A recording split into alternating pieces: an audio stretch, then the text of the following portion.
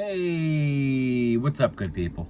Game Time Brian here, otherwise known as the Mailman, out here on this kind of blustery, rainy day, delivering you some news. Hopefully, I don't know.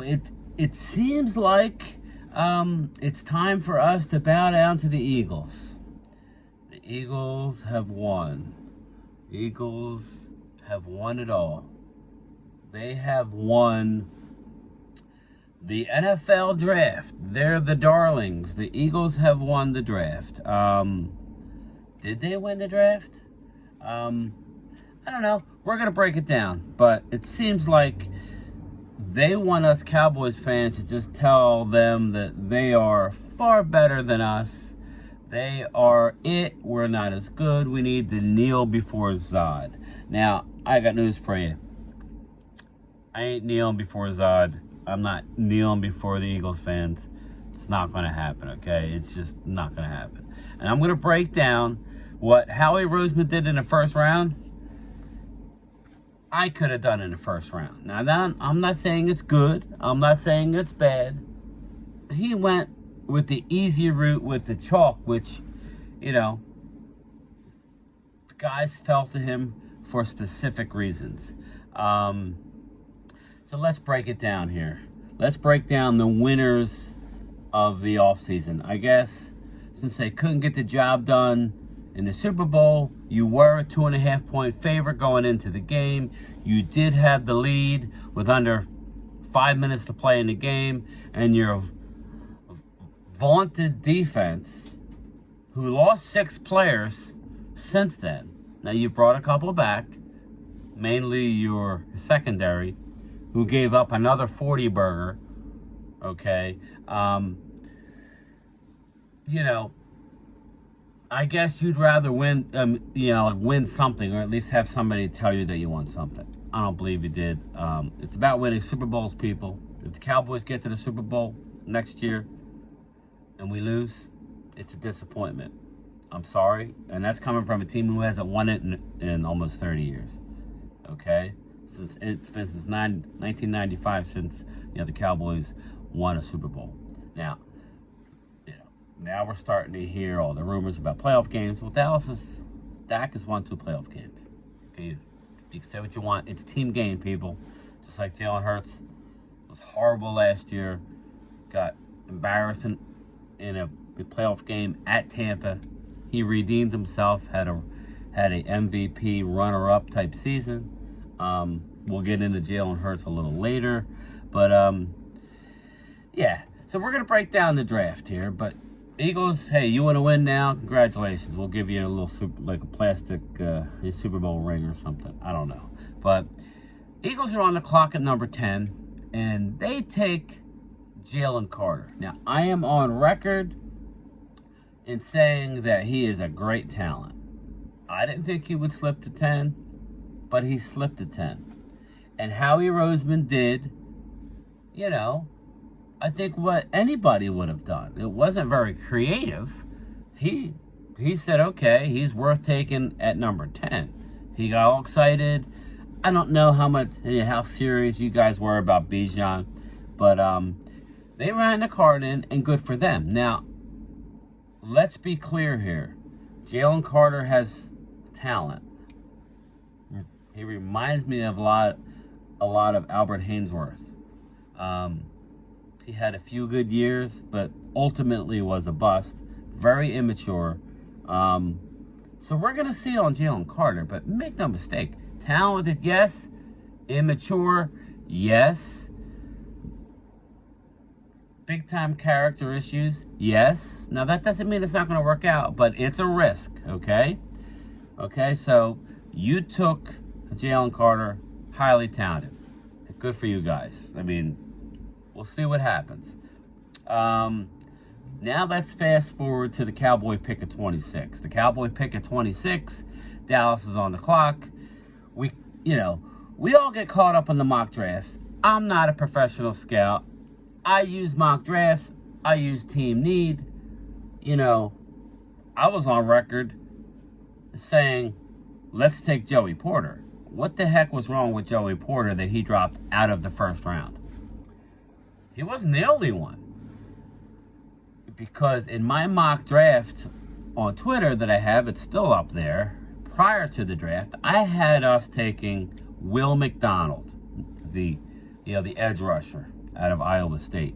Now, people laughed at me and said, well, Will McDonald ain't going to go that early. He's not a first-round pick. Will McDonald went early in the first round, well before the Eagles.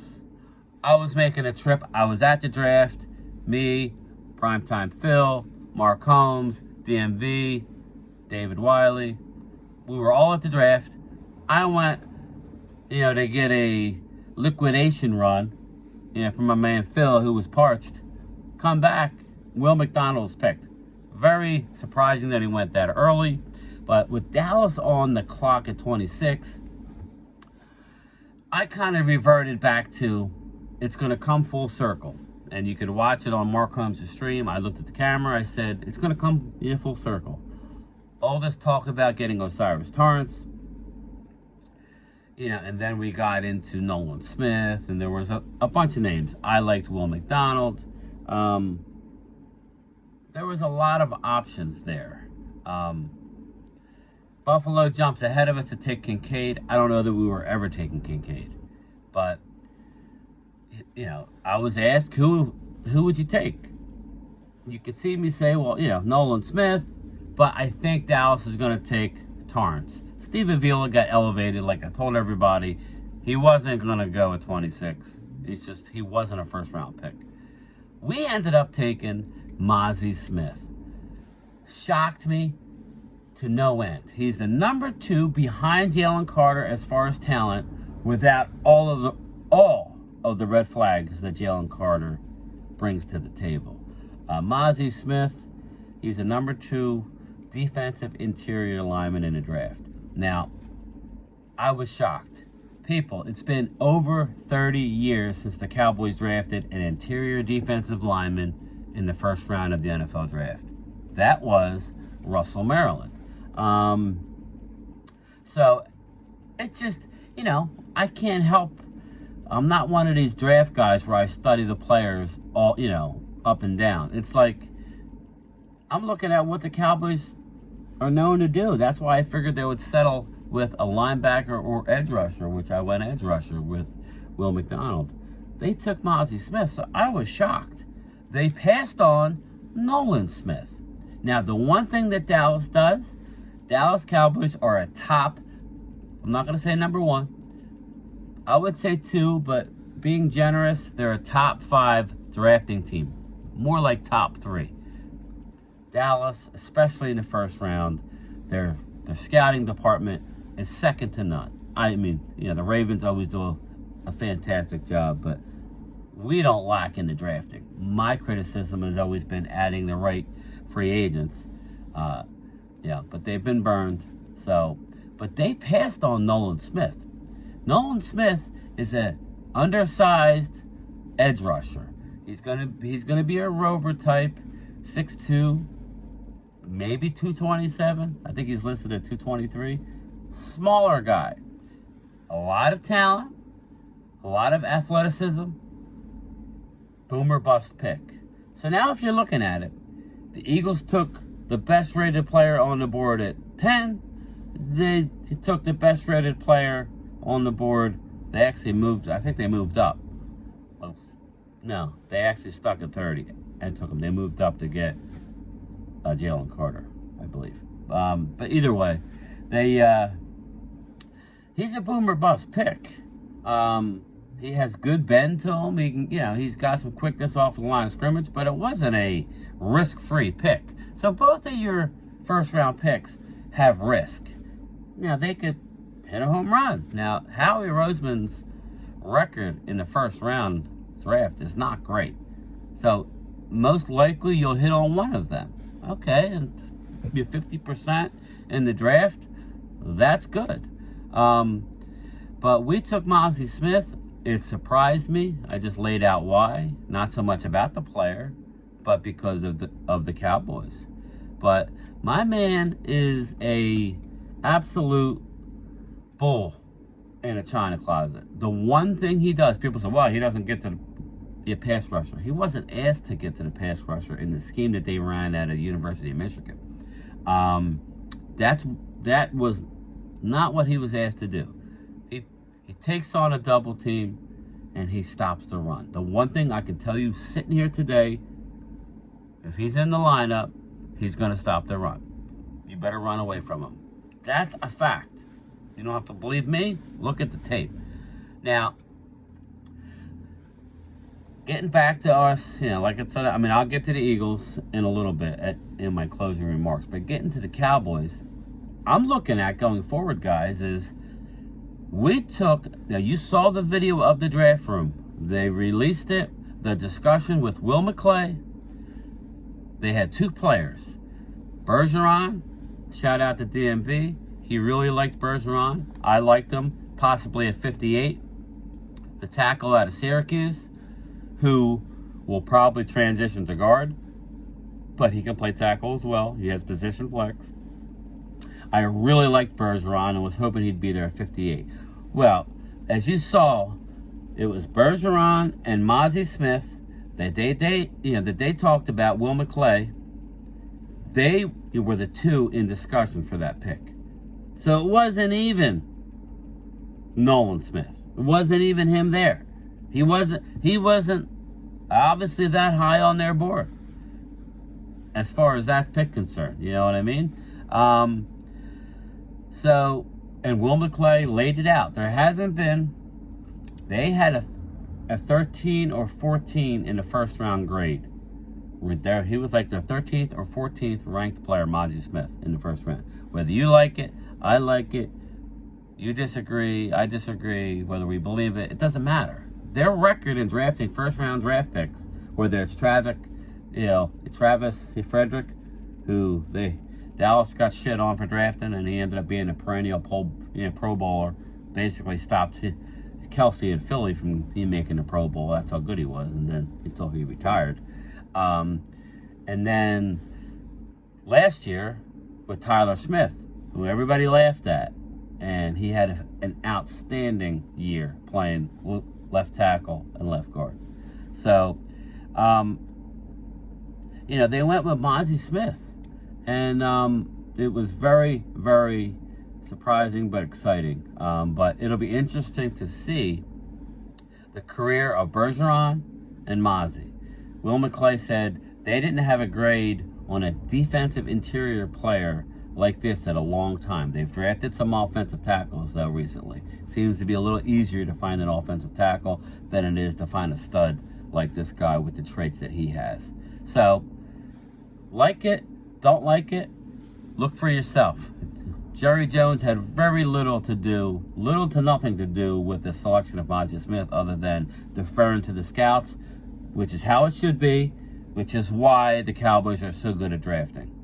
Kudos to them. I was very impressed. Now let's get to our second round guy, okay? Now I did tell you guys that I was considering, and I thought Dallas, since Torrance was on the board, I got caught up in the mock drafts, and obviously a lot of these Pro Football Focus and all these guys. Mel Kipers, he's the OG. Shout out to Mel Kiper. I love you, bro. But, these guys were off. A lot of these guys were just off. They took Luke Schoonmaker.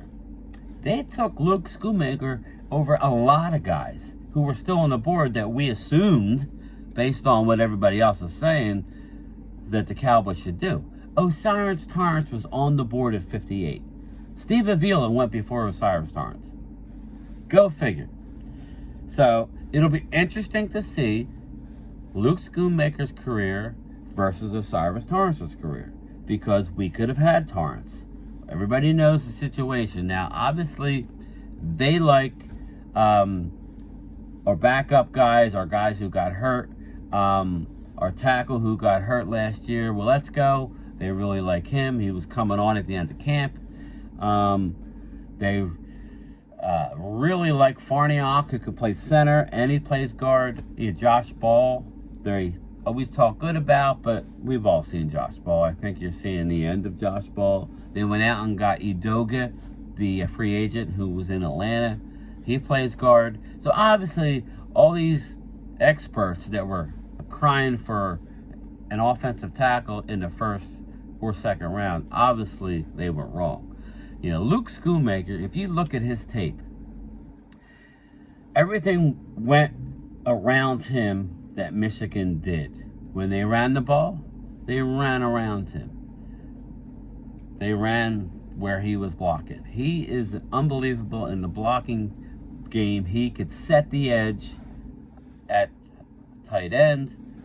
Remember those plays that Dalton Schultz, he was only asked to block one guy in order for Zeke to get into the end zone? Time and time again, he could not get the job done, and Zeke was hit 5 yards in the backfield.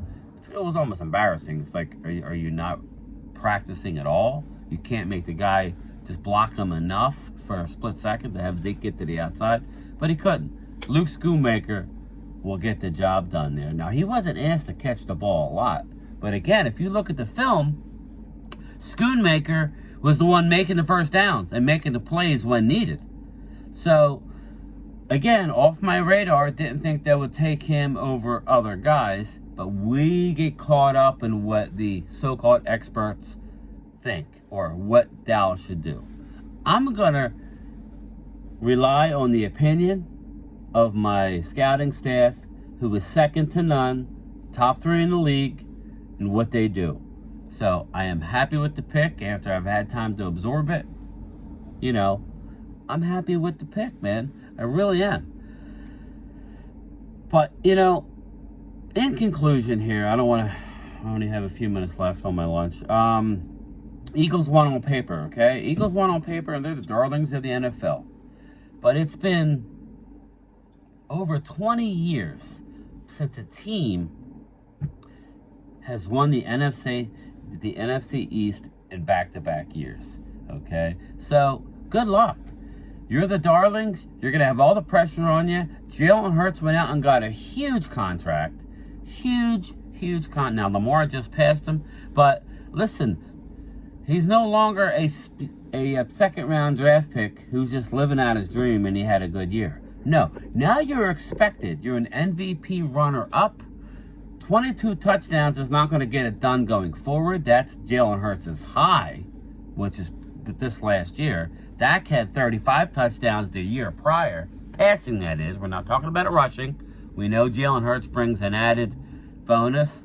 But you got to put the numbers up now, my man. It's not just about, you have to win games and put the numbers up, okay? And let's see. You're going to have a first-place schedule, and that gets released in a little over a week, May 11th, and me and my partner, Primetime Phil, will break it down. But there's a lot of pressure going into this year, guys. You lost your offensive coordinator. You've lost your defensive coordinator.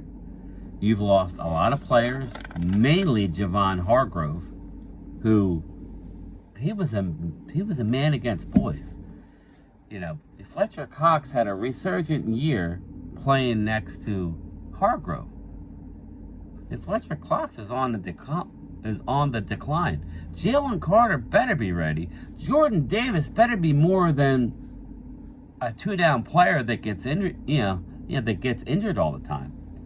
I mean, as a Cowboy fan, I love being under the radar. We were under the radar last year. Our offseason last year was demoralizingly bad. It was just one of those bad off seasons where it didn't seem like we had anything to look forward to. We lost guys, we didn't sign guys, and then what did we go on and do? We won 12 games in the regular season and won a playoff game, okay? And we lost to the 49ers with Brock Purdy. So, I'm excited this year. Now, I'm already on record as saying that the division is going to be a lot harder this year. The Commanders should have made the playoffs last year if they started Carson Wentz. But they tried to since they started Carson Wentz, they blew it. They should have started, the backup who had done well. He's no longer there. So you really should have had all 4 teams in the playoffs. But yeah, there's a lot of pressure on the Eagles right now, and you can say they like it, but once the games start, all this on paper you won don't mean squat. It's about what are you going to do. We've already demonstrated that we could put a lot of points on you. Already done it, and that was with your 2 coordinators. That was with all your talent that you had last year. We'll see how the draft works.